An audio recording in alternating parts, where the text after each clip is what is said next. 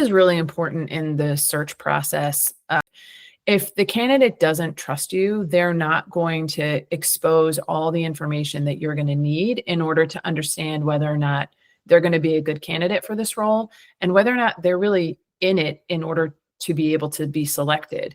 I have certainly heard stories from other search firms of them thinking that they've gotten a candidate, that they're about to sign on the dotted line. And what really ended up happening was the candidate leveraged that in order to get a better offer in their existing firm. If you don't have the trust of the candidate, they're not going to tell you all of their thoughts and considerations around whether or not they want to make a move or not make a move.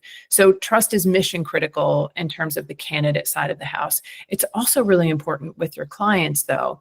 Your clients need to be able to feel like they can share all of the ongoings within an organization. And part of the reason why that's important is because the last thing you want to do is sell a candidate on a role or an organization that the day they start is totally different than what they expected it to be. You won't keep that candidate on board, and it'll end up being a revolving door, So it's really important from a trust perspective that you truly understand where the organization's at, that they really know themselves what they're looking for.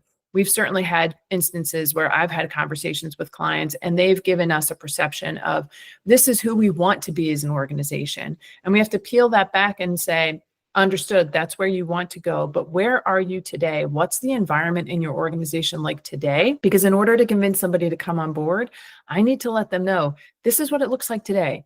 Maybe it's not the prettiest, maybe it's not exactly perfect,